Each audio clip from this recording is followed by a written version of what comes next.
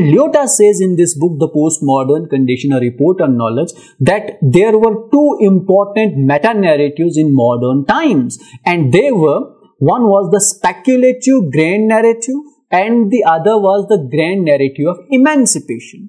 Now, the speculative grand narrative emerges, from German philosophy, particularly from the writings of G.F. Hegel. The speculative grand narrative says that human life progresses through increase in knowledge.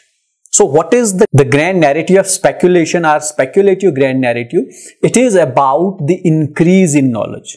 So the meta-narrative, what this meta-narrative does, it brings together all the language games, or all the key players of the language games, science, say for example, botany, physics, chemistry, mathematics, law, literature, sociology, psychology, history. All of these are brought together under a philosophy, and they are told to increase the knowledge.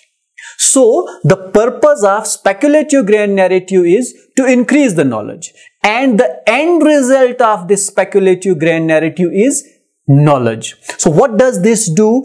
It increases knowledge. These language games or these discourses are told to write the history of human life, or the history of human development, are things related to the history of human life on the earth. Now, therefore, all the efforts under this meta-narrative, that is the meta-narrative of speculation, as per Lyotard, was targeted or directed to producing knowledge.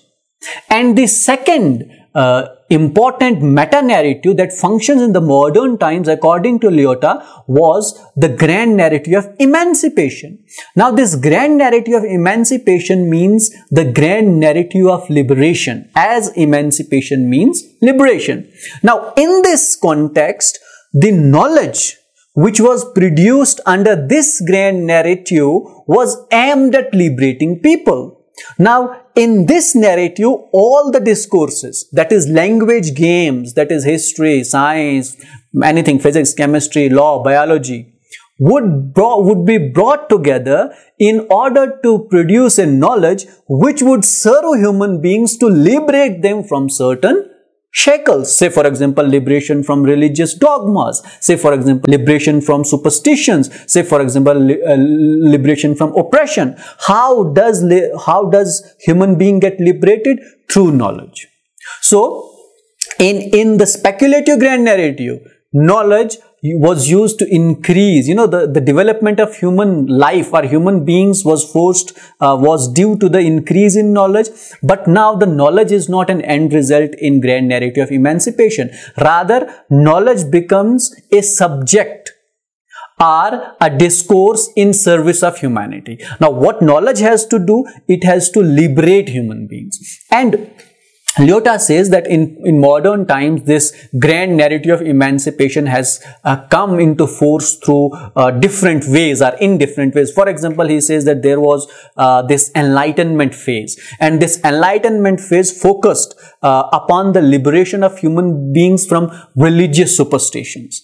And there is another meta-narrative, for example, Marxist emancipation. Now, this Marxist emancipation focused upon the liberation of laborers from the exploitation of their masters. So he says that these were two important grand narratives which would organize the language games and narratives in modern times. And though these two grand narratives are different, the speculative grand narrative and the grand narrative of emancipation, but the end result, the focus of both these narratives is same. That is the enhancement and development of human beings as a whole. Now, what is the purpose of both these grand narratives? कि हमको इंसानियत को आगे लेके जाना है. So, knowledge is not a commodity, but is an asset. And as an asset, knowledge, whether it is an end product like in the speculative grand narrative or is a subject in the grand narrative of emancipation, focuses upon the enhancement of human life on earth.